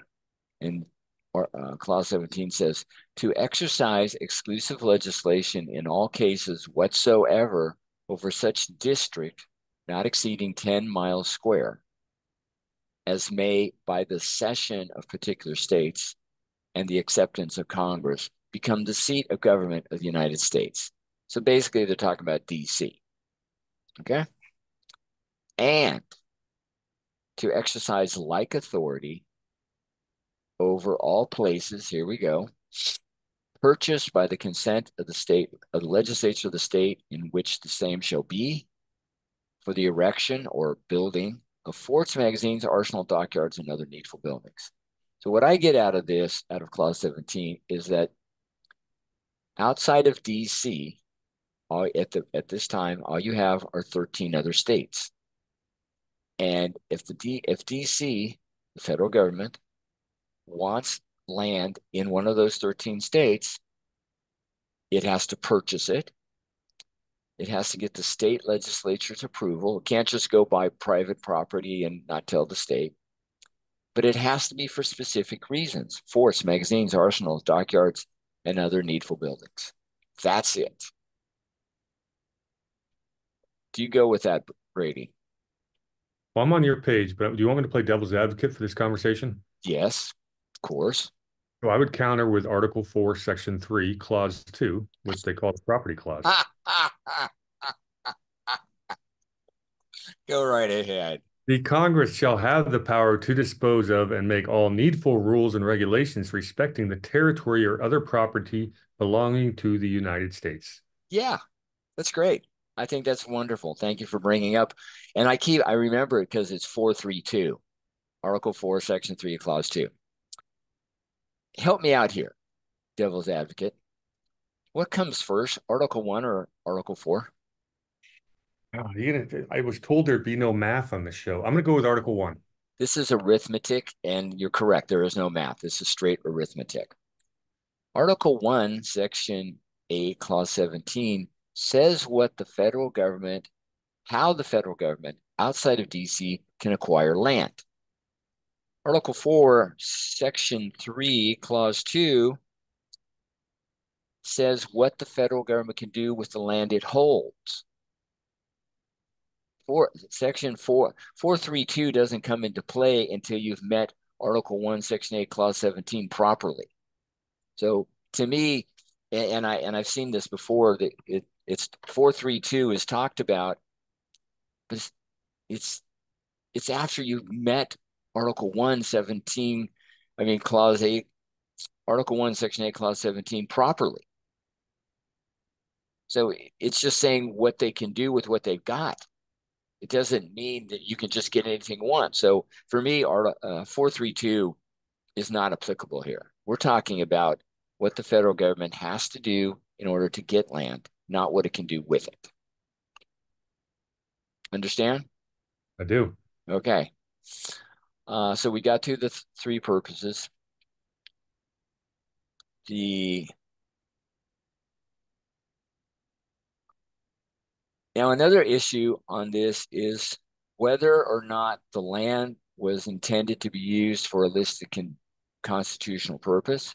And there, another area to be addressed is the concept that a state can cede, convey, or grant land to the federal government. If a state cannot cede land, then the federal government cannot accept. But before we can answer yes, we must know what part of a state's constitution grants the state legislature the authority to do that. But even if a state can cede or grant land, help me out, where in the Constitution does it say the federal government can accept? Any I've thoughts, got, Greg? well, no, I've got nothing for you. And neither did Thomas Jefferson, by the way. Yes. When he made the Louisiana Purchase, he could not find anything in the Constitution that gave him the right to purchase that land. So what did he do, Alan? He went around the Constitution. With Amazingly, he did that.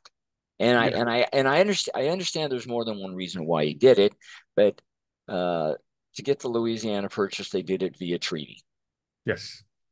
And one of the one of the reasons to get it was that, and keep in mind, we'll go back in time. Spain showed up. They showed up in South America, Central America, Mexico, and they eventually came into what our part of North America. And apparently, wherever Spain went back then, they decided it was their land. Right? Yeah, taking it, no problem. Well, Spain had some financial problems. Long story short, it decided to sell what is called the Louisiana Purchase area to France. France bought it. Okay, you've got two countries out of Europe buying, selling land that they have no right to, other than they say they own it, because they have the superior military force. We don't hear much about that, do we? Now, and one of the interesting things about that, what happened, the reason it became such a national security issue was American ships were allowed to use the port in New Orleans Exactly. when it was under Spanish control. When France took over control, there was going to be all kinds of tariff and first of all, immediately American ships weren't allowed because we hadn't negotiated a treaty to use those ports. But it was very problematic to have, France all of a sudden became a national security threat. And Jefferson was alarmed. He had just been sworn in 1801, and Ex- it was problematic. He did not want exactly. he did not want another European power to set up a foothold on our continent. Exactly. So to get around the Constitution, they did it via treaty. And yes, the U.S. had to borrow money. Uh, Napoleon needed the money to fight Britain, and that's how the U.S., got that land, and it got it by treaty. So the question to me is, okay, you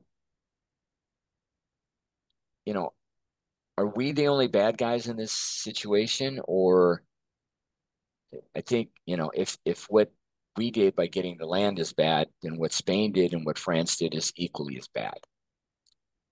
Uh, but it was done, and we have to go back hundreds and hundreds of years. This is the age, as always, of the conquered and the conquerors.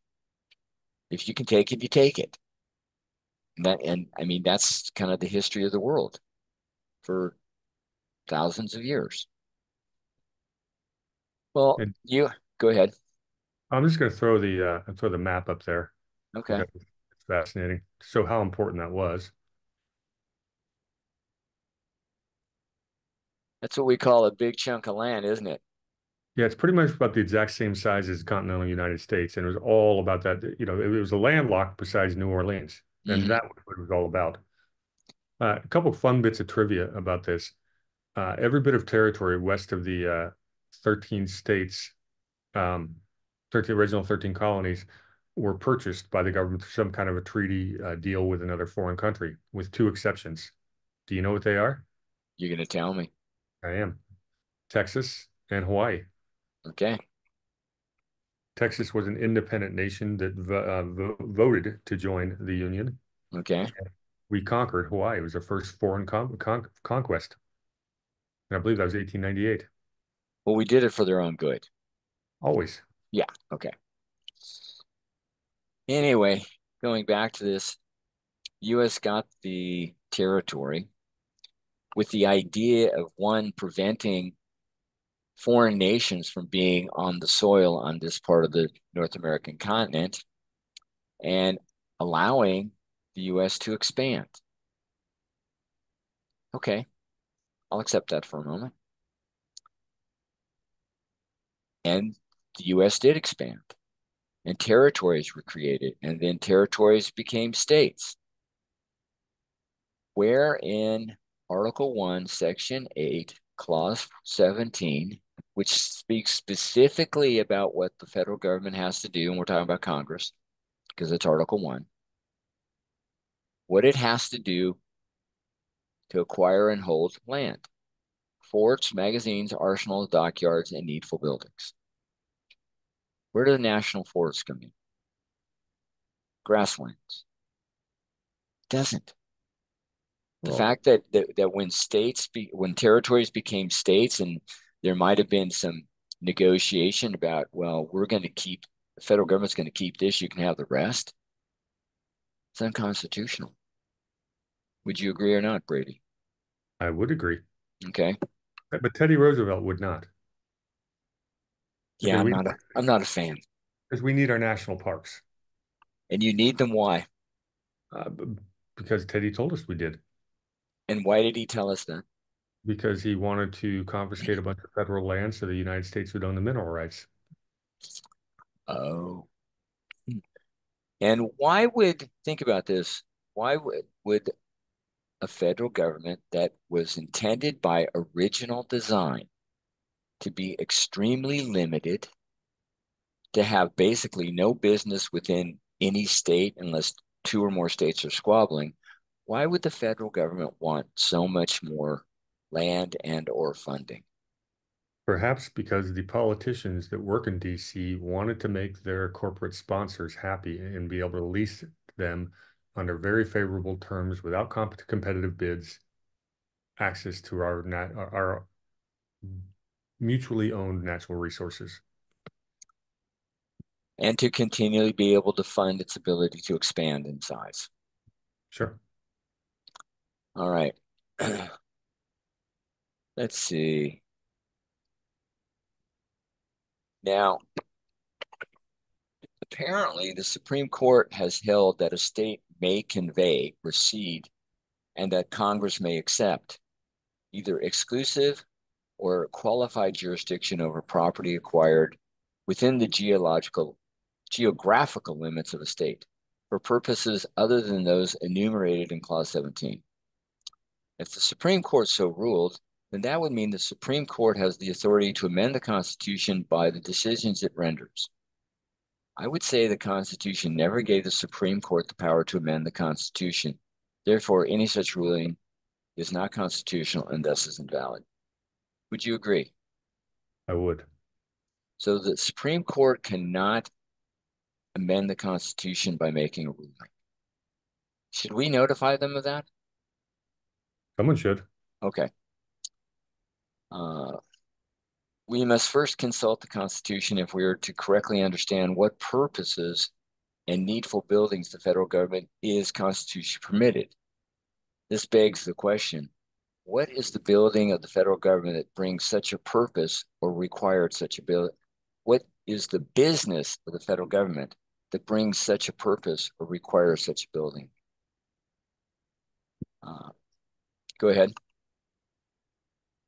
Oh, I have Oh, okay. no answer to The federal government was given the task of establishing post offices and post roads, which is not the same as operating them.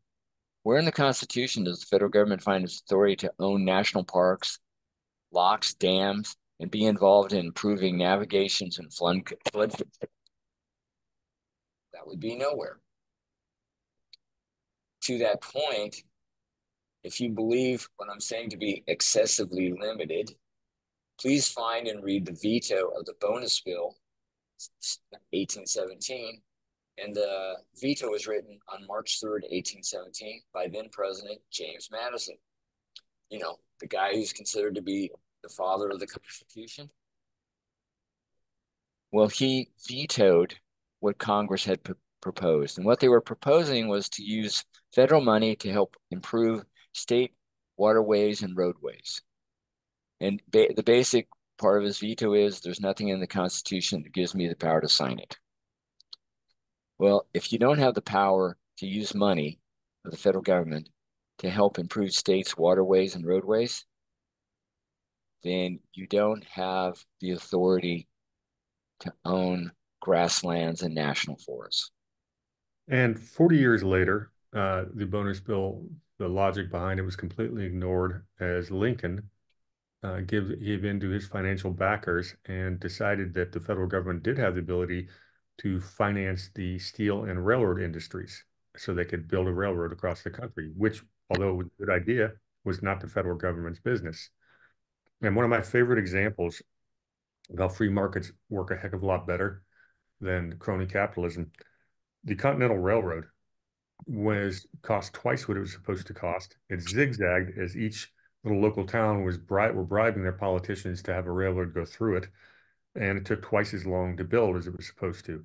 Yet in the meantime, the other transcontinental railroad, which went up north from I think it was Minnesota to Seattle, was built in half the time at about three-quarters of the estimated cost, and it had no federal funding whatsoever. Wait a minute, it wasn't better with federal funding? Somehow it was not, and I don't know how Oh, that's possible, but those are the facts, Alan. Of that must be a conspiracy theory. course. All right. So let's get into, remember, check it out. Article 1, Section 8, Clause 17. Very, very limited. How much land does the federal government currently own? And that's the point of this. I found a document from the Congressional Research Service. It was updated as of February 21, 2020. And I'm going to give you some totals. According to this document, we have 2,271,000,000 acres total. the federal government owns 615 plus million acres, or 27% of all the land in the US. I have a question, Alan. Yeah, I'm reading the same report from 2016. yeah. It said 640 million acres or 28%. Huh. So what's happened in the 4-year period? And I have no idea. I don't know the answer. Neither do I. And to me, we're still talking massive, still talking real math. I'm going to have to look to see what states changed. Uh, what's also interesting is that east of the Mississippi, total acreage is, again, I'm round numbers, 548 million acres. West of the, and that's the total land mass.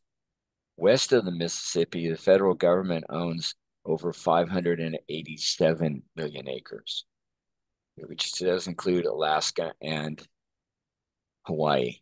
So the federal government owns more land west of the Mississippi than the entirety of the landmass east of the Mississippi. The state that it has the largest percentage is Nevada. It's about 80%. Now, in the top four, Alaska comes in fourth with the about almost 61% as far as percentage. So it's fourth in percentage, but it's number one in actual acreage.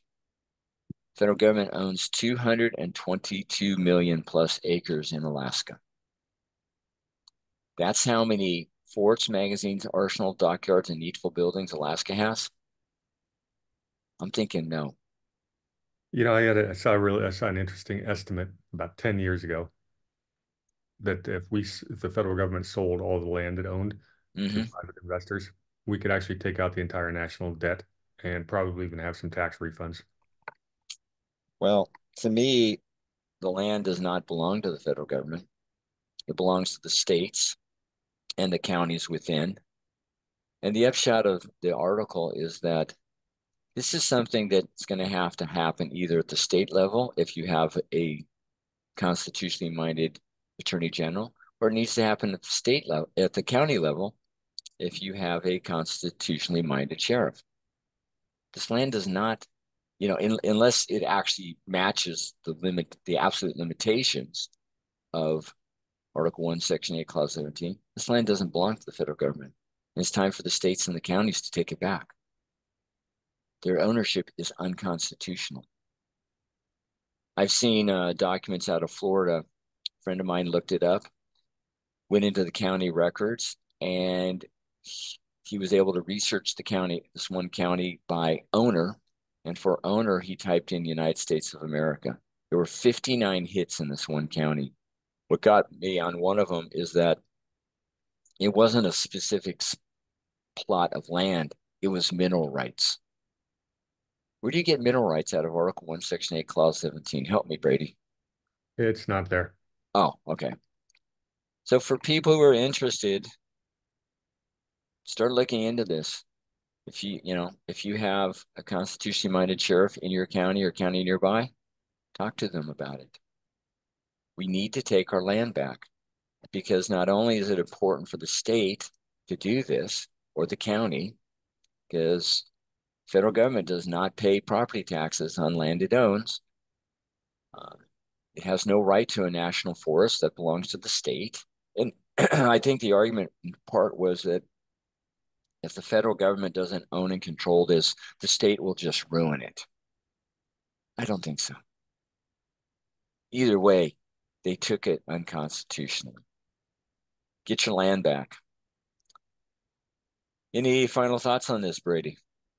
Well, do you want to comment at all about some of the progress you're making on these sets? Because we got a couple of Well, organizations we're trying to contact, or do you want to keep that down well, low? I'm working with one state legislator in Utah, which is very important. Over 60% of Utah is owned by the federal government. I have a friend in Florida who is investigating this, and I'm just trying to get the word out to more and more people. There's another organization we talked about contacting, American Stewards. who totally independently, you stumbled upon them while I was doing, they've done a lot of work fighting against these natural asset companies. Right. And so I was going to reach out to them, and you just happened to stumble upon them last week, uh, purely independently of me. Uh, I didn't give you the information, so it cracked me up that you brought it up. But there's a lot of organizations out there. We need to start building a coalition. I think, Absolutely. Absolutely. I totally agree. And we'll talk about American stewards in the future. It's just something that has to be done. And this leads to the next question, which is if the federal government has overreached the Constitution by doing this, and this is absolutely simple and basic. This is not complex. Just read the language in the Constitution, Article 1, Section 8, Clause 17. Then the next question is, how else have they overstepped their limitations? And we just continue to begin the conversation. Alan, But I just got a text yeah, from my business partner and co-founder of Revolution Harbor. okay. Apparently, he's about to post a link, or I will, to a documentary he did about the same subject, probably a few years back. Wow. This should be Okay. interesting. Josh's he and his family have been in to build a document in the freedom movement documentary Is he business. in California? Yeah, he is. He's in Los Angeles. I think I've met Josh. You probably have. His father, Recently or has passed away. yes, and he's Yeah. the one that did the Clinton Chronicles back in the 90s. Okay. This is, yeah, whatever he posts, if he gets it in there, or I will put it in the chat if he Okay. link, will be something spectacular. Because they Well, did really, when you get back home, maybe you can put a call together for us. oh, absolutely. In fact, we need to do that to get your site on this, get your Fed Ed stuff onto our site so we can, Beautiful. yeah. Love to. All Well, right. Since we're almost done with our wonderful 2 hours, thank you so much for being on, Brady. pleasure. Self promote, please. Right now, best place to find me is war_hamster on Rumble. You can get me at Twitter, which is war_hamster 1776. Truth Social, I'm at war_hamster. And I'm always running around on patriots.win as warhamster. I will have a lot more stuff to promote in the upcoming weeks. And Josh just texted me. We're going to put that documentary in the link in about 2, 3 minutes. If Beautiful. so I'll All stay on right. for a few minutes after the close. Okay. For me, Alan Myers, you can find me at FedEd, FEDED.US for basic monetary system education and other such information. Then on Saturdays, you know where I am on Sundays. On Saturdays, 1 to 3 p.m. West Coast time, I am on KMET 1490 AM. I ran that one yesterday solo because Doug and Dennis were out looking for their favorite snow cone. Just couldn't get back in time, I guess. And I want to thank all you listeners, viewers, supporting this channel and being here for us. It's it's it's quite the honor to be here, and I appreciate it. Anything else, Brady, before I sign off? No, it's good to be on the show. It was great seeing you in person last week. And Josh has just told me it's going to take him a bit to get the documentary up because Vimeo took it down. They don't Okay. like the content. So I'll have the documentary to put up here next week and Okay, cool. promote it a little bit. That's wonderful. So appreciate it. He did it with the state of Alaska. So that you'll find that interesting, I think. Well, at 222 million acres, Might be something to talk about. that's a lot of land. Anyway, Alan Myers here. This has been another episode of For the Republic. All you good people out there, you lovers and defenders of liberty, freedom, rights, individuality, quality of opportunity for all. To all your patrons, yeah, you know who you are. Until next time, may you be and stay safe and well. Patriot out. Thank you so much. Thank you, Brady. See, the ladies are here. Yeah, Chris, love I, what you've done with your room. yeah, yeah. It's gonna get cold, so I had to come inside and get off the beach.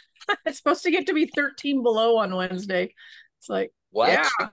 yeah. It's all winter. It's been around the lowest it's been was probably 20 something, but that was just a few days. It's been like nice. There's green grass out there. There's no snow, but yeah, tomorrow we're supposed to get a blizzard or something, and then Wednesday it's going to be below 0 next week. So okay, bummer. that's going to be lower than my freezer. Yeah, mine too. Oh my gosh, that's crazy. Well, we usually get really cold weather the last week of December, or the first week of January, but because it's El Nino, it's been warm and it's been nice. I don't mind this winter; it's not bad. But yeah, it's always around the 2 weeks at the end or beginning of the year, so we're getting it